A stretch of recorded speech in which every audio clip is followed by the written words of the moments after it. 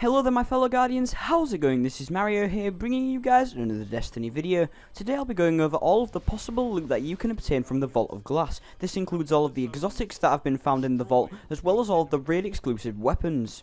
So let's get right into things. In the Vault of Glass, there are 4 loot drops that will happen for completing certain phases. The phases that you'll get loot drops for completing are the Oracle phase in the Templar fight, defeating the Templar himself, killing the Gatekeeper and grabbing both of the relics in the final room, and then also after defeating Atheon. Additionally, there are 3 raid chests and 1 hidden chest. The 3 raid chests are as follows. The first one is located after opening the Vault of Glass and has the chance to drop either Ascendant Shards or Ascendant Energy. The second one is located on the left side of the Gorgon's Maze, and this one has the chance to drop either Ascendant materials or it has a chance to drop the raid loot that I'll be mentioning later in the video. The final raid chest is located on the right side of the Gorgon's Maze, and this one only again has the chance to drop Ascendant materials. There is also 1 hidden chest in the raid. To obtain this, you'll need to defeat the Templar but never allow him to teleport. The way you do this is by stepping inside of the rings that appear when it says that he's about to teleport. If you can kill the Templar like this, you'll unlock the hidden chest. I can't describe the location of the chest too well since it's very well hidden, but I can say that it's somewhere in the secret passageway that you can access after killing the Templar. So what kind of loot can you actually receive from completing the Vault of Glass? Well, most of the time you'll only receive Ascendant materials, but on the odd occasion you'll receive either raid exclusive loot or an exotic weapon. Let's start off with all of the weapons that you can obtain. There are 2 categories of weapons, raid exclusive and non-raid exclusive. I'll begin by showing you guys all of the raid exclusive weapons that you can get. There are 7 in total and these are as follows. First up you have Atheon's Epilogue, a legendary auto rifle that deals void damage. Next up you have Vision of Confluence, a legendary scout rifle that deals solar damage. Then you have Praedyth's Timepiece, a legendary pulse rifle that deals arc damage. Then you have Praedyth's Revenge, a legendary sniper rifle that deals void damage.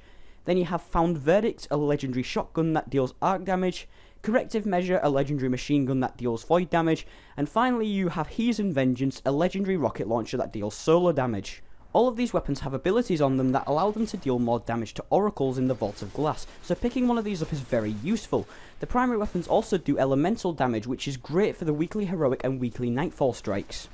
Then we have the non-raid exclusive weapons, and all of these are exotics, so again, picking one of these up is extremely useful. There are 14 exotics possible to pick up from the raid, but of course they are rather rare. We'll start off with the exotic primary weapons that you can pick up. There are 6 on Xbox and 8 on PlayStation. For both consoles, you can get as follows. The Last Word, an exotic hand cannon, Suros Regime, an exotic auto rifle, Hard Light, an exotic auto rifle, Red Death, an exotic pulse rifle, the Mida Multi-Tool, an exotic scout rifle, and finally the Universal Remote, an exotic shotgun that fits into the primary weapon slot. If you're on PlayStation, you can also receive Hawkmoon, an exotic hand cannon, and the Monte Carlo, an exotic auto rifle. Now let's move on to the special weapons. There are 3 of them and they are as follows. Patience and Time, an exotic sniper rifle, Plan C, an exotic fusion rifle, and the Icebreaker, an exotic sniper rifle. Finally we have the heavy weapon exotics. There are 3 of these as well and they are as follows. Gjallarhorn, an exotic rocket launcher, Thunderlord, an exotic machine gun, and finally Truth, an exotic rocket launcher. These are all of the exotics that you can pick up from the raid. However, there are also 3 weapons that you can only pick up if you complete the raid on hard mode. These are as follows. Fatebringer, a legendary hand cannon that deals arc damage, the Vex Mythoclast, an exotic fusion rifle that deals solar damage and it also fits into the primary weapon slot, and finally the Praetorian Foil, a legendary fusion rifle that deals solar damage. Now let's move on to the armor. There are 3 full sets of raid armor that you can get, 1 for each class. However, if you wish to receive the helmets for each raid set, you will have to do the raid on hard mode.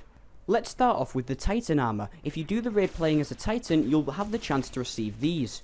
Cabba's Brazen Grips, legendary gauntlets, Cabba's Wrath, a legendary chest piece, Cabba's Forceful Greaves, some legendary leg armor, and Light of the Great Prism, a legendary Titan mark.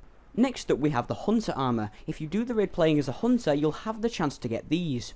Prime Zealot Gloves, some legendary gauntlets, Prime Zealot Cuirass, a legendary chest piece, Prime Zealot Greaves, some legendary leg armor, and the Shattered Vault Cloak, a legendary Hunter cloak. Finally we have the Warlock armor. If you do the raid playing as a Warlock, you'll be able to get these. Gloves of the Heathen Lords, some legendary gauntlets, Cuirass of the Heathen Lords, some legendary chest armor, Tread of the Heathen Lords, legendary leg armor, and finally Fragment of the Prime, a legendary Warlock bond. You can receive all of this armor from playing either on normal or hard mode. However, the only way to get the helmets is to play on hard mode. The helmets for each class are Battle Cage of Cabba, a legendary Titan helmet, Prime Zealot Helm, a legendary Hunter helmet, and Facade of the Heathen Lords, a legendary Warlock helmet. The final pieces of raid gear that you're able to receive are all miscellaneous. First of all, if you defeat Atheon on either difficulty, you'll receive the Chatter White legendary armor shader. This dyes your armor completely white and it looks pretty damn sweet. There is also a chance of the XV0 Timebreaker to drop, which is a legendary Sparrow that has a super boost on it that, when used for too long, will actually blow up your Sparrow. It boosts you very quickly though, so it isn't a bad find. You also have the chance of getting Glass Minuet, a legendary jump ship. There is also a legendary jump ship called Aspect of Glass, which can only be obtained on hard mode.